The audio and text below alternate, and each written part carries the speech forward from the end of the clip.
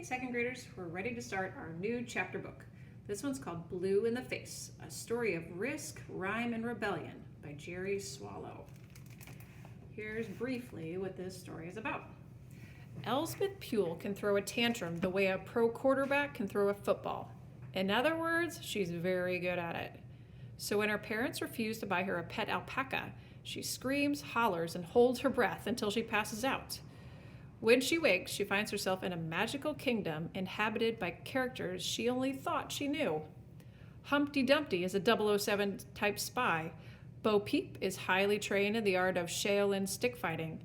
And Old King Cole is really Old King Cruel, an evil tyrant who has banished Dumpty, Bo Peep, and their friends to the forest and to a life of poverty and oppression.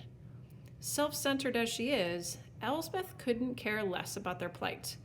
But if she ever wants to see home again, she will have to make a few new friends and show them that sometimes a good old-fashioned tantrum is exactly what's needed.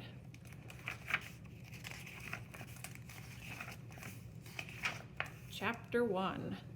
The following is a partial list of things that fly: airplanes, helicopters, kites, UFOs, birds, excluding emus, penguins, and a few others that just aren't into it, certain squirrels that are very much into it, bees, bats, butterflies, and blimps. The following is a list of additional things that fly at 1840 Wood, Briarwood Place, Suite 207, home of the Puhle family: books, toys, cups, plates, commemorative and otherwise, spoons, forks, small electronic appliances, and shoes. Especially shoes. In fact, there goes one now. "Look out, Dolores!" shouted Sheldon Puhle as a wooden-soled clog sailed toward his wife's perfectly groomed cotton candy-like head of hair. As it turns out, being regularly assaulted by flying objects may not be much fun, but it is very good for the upper thighs. Dolores Puhle was, as a result, in very sound shape, and she deftly avoided the shoe as it whizzed past her left ear and took out a vase on the mantel. This was not just any vase, it was a cremation urn, housing the powdered remains of Mrs. Puhle's mother, Wanda, a woman so mean and nasty that she had put it in writing that upon her death she wished to be cremated and have her ashes scattered over people who had annoyed her. Only the cremation half of her wish had been carried out. The remaining stipulation had not been honored for two reasons. First, there were too many people Wanda had found annoying and not nearly enough remains to go around. Second, her daughter was not nearly so cruel as to go dumping ashes on people.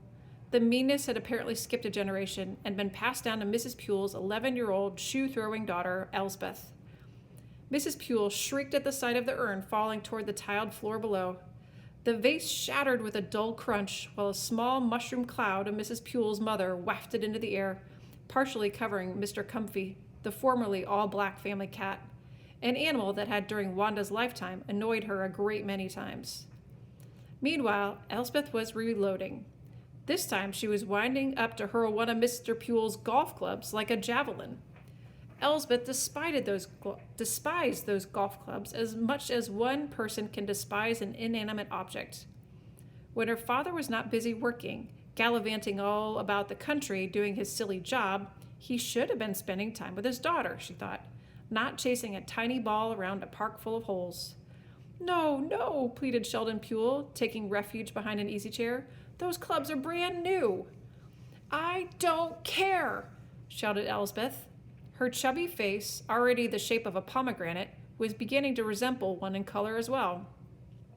The golf club soared across the room, hit the cushioned back of the easy chair, ricocheted off, and knocked a wooden rack holding Mrs. Puhle's collection of miniature souvenir spoons off the wall. On its way down, the rack nearly struck Mr. Comfy, who by now was feeling none too comfortable about any of this. The small spoons scattered across the floor with a deafening clang, the one from Mount Rushmore falling presidents first into the heating vent. Elsbeth was happy with the result. She detested those spoons as much as the golf clubs. Each spoon was a special gift to her mother from her father, brought back from his travels. For Elsbeth, he brought tiny soaps and shampoos from all the hotels at which he stayed. While she might have been quite excited to receive them when she was 3, 8 years later, the novelty had worn off. "You told me I could have a pet," Elsbeth wailed. "And now you're going back on your word. How can you even live with yourselves?" This time she picked up the entire bag of golf clubs, raised it over her head, and heaved it onto the coffee table with a racket that resulted in much banging on the ceiling by the young couple living in the apartment below. "We were thinking something like a goldfish," said Mrs. Pewell, "or a parakeet, perhaps." "That's the dumbest thing I've ever heard," Elsbeth shot back. "You can't ride a goldfish, and you can't get wool from a parakeet. I want a llama." "Sweetheart," Mr. Pewell reasoned, "we live in an apartment. We can't possibly keep a llama. For starters, where would it sleep?" "I will get bunk beds. He will sleep on the bottom, and I on the top." "But what about your night fits?" reminded Mrs. Pewell. Elsbeth's angst often failed to leave her body, even while in slumber, and she spent most nights thrashing around in her sleep, which would result in her falling out of bed on a regular basis. Frequently, she woke up with the feeling that she was being watched by some unknown presence. Whether it was a ghost, an intruder, or merely a product of her very active imagination, she could never be certain. "Then I will sleep on the bottom and he will sleep on the top," said Elsbeth. "You can't train a llama to climb a ladder," said Mr. Pewell. "How do you know?" Elsbeth shot back. "Have you ever tried?" Mr. Pewell, forced to admit that indeed he had no experience in the field of llama wrangling, changed his approach. "Even if you could teach a llama to climb a ladder, I'm pretty sure keeping such animals within the city limits is against the law. I'm sorry, but it's just not possible." "Fine," shouted Elsbeth, which in no way should be taken to mean that things were fine. She folded her arms across her chest, drew in a deep breath, and held it, and held it, and held it some more. Then she waited for that look, the one her parents always gave each other just as they were about to cave in to her demands. Her face reddened further, then purpled. Her eyes bulged from their sockets, and then it came, that sweet, wonderful look of concern. Okay, Mr. Pewell was the first to give in. "You can have a llama.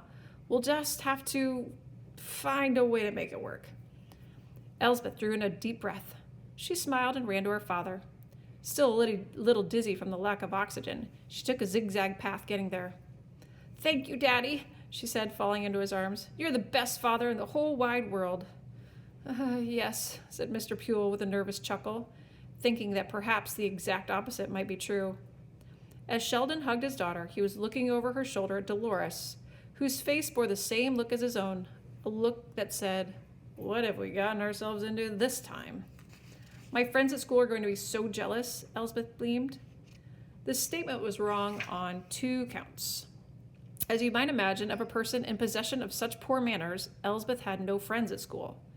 In addition, as of earlier that week, she had no school. She had been suspended for having yet another tantrum in class, which included throwing the globe at her teacher, its raised surface leaving a Greenland-shaped bruise on poor Mrs. Weed's forehead. Elsbeth was told not to return to school until she was ready to apologize to her teacher and to her class for the disruption. In the days following, she had not found herself ready, and in fact had stated that she would never apologize to that ridiculous cow. To make matters worse, if there was anything worse than hitting your teacher in the head with Greenland, this was the 7th school from which Elsbeth had been expelled.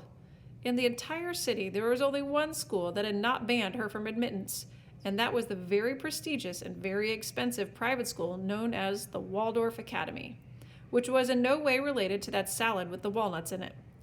It was a school that boasted graduates who had gone on to become Nobel Prize winners, presidents of major corporations, and that guy who made millions by inventing the trap door in the bottom of the toaster to let out all the crumbs.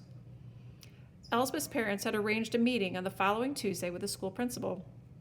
If he were to find their ill-tempered daughter lacking, the only other option would be homeschooling, and Mr. and Mrs. Pewell were not prepared to subject themselves to such round-the-clock terror. "Okay, dear," said Mrs. Pewell. "It's way past your bedtime, so off you go." "Yes, Mother," cooed Elsbeth, suddenly the most agreeable person on the planet. "And you know, now that I think about it, maybe you're right. Maybe a llama is not the right way to go." Mr. and Mrs. Pewell looked at each other with utter shock and surprise and breathed in a simultaneous sigh of relief. "Oh," said Mr. Pewell, "I'm so glad you've come to your senses, my dear." "Yes," said Elsbeth. "I don't know what I was thinking. After all, why would anyone want a llama for a pet when for the same price you can get an alpaca? Good night now." As Elspeth skipped off to her bedroom, her exhausted parents just stood and watched. Well, I'm glad that worked out, said Mr. Puhle, wiping perspiration from his forehead. By the way, what's an alpaca? Not sure, admitted Mrs. Puhle, but I'm hoping it's a member of the goldfish family. And with that, she found the broom and dustpan and began the task of sweeping up what remained of her mean dead mother. There was a little girl who had a little curl right in the middle of her forehead. When she was bad, she was very, very bad. When she was worse, she was horrid.